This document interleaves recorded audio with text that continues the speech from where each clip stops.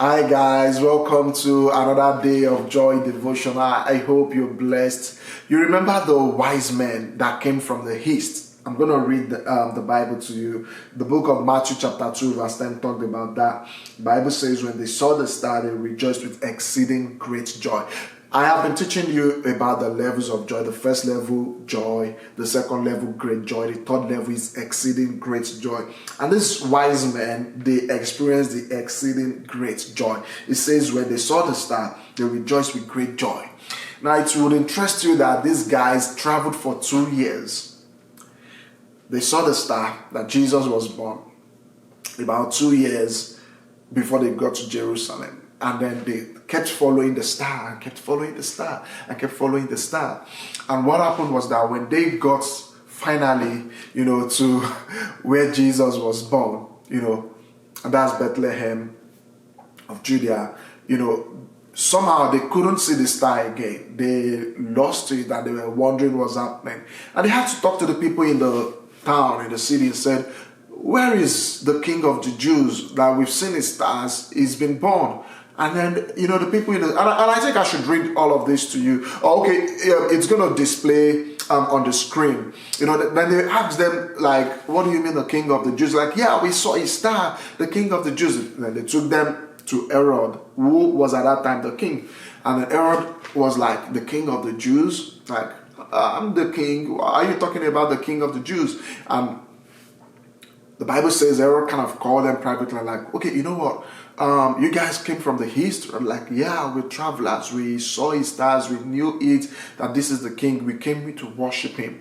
I'm like, "Okay, you know what? What time did you sin?" And they were like, "Oh, it's about 2 years ago." Like, "Oh, okay." And that was why Herod, later when he found out that they didn't come back to him, he ordered to kill all of the children from 2 years old and below. You understand? So now, they told him it's about 2 years. You understand that we've seen it. Like, "Okay, no problem." Then he said to them, like, "You know what? Go look for him. Try to find him, and wherever you find him, come back to tell me so that I can also worship him and give him gifts." And they were like, "Okay, no problem. We're going to do that." And so all of this time, for about 2 years, they've been seeing the stars. And then all of a sudden, they didn't see the star again.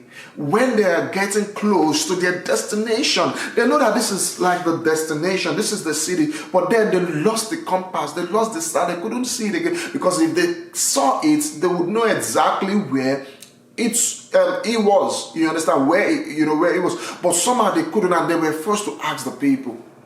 And as they left, they saw the stars again. So let's read it. Let's read it so that you will understand.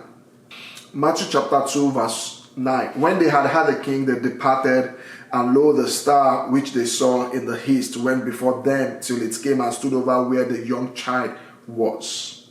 You see? So as soon as they left the king, and they were still wondering, like, "Okay, so how are we going to get to this place?" They saw the star again, like, "Oh, the star came back." And then they kept following the star until it got right to where the child is, where Jesus was.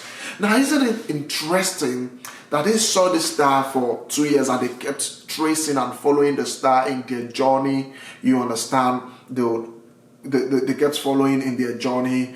The star kept appearing, but then they got to the city where the star was, and then all of a sudden they didn't see the star again, and they were thrown into confusion. That kind of mirrors our life as Christians.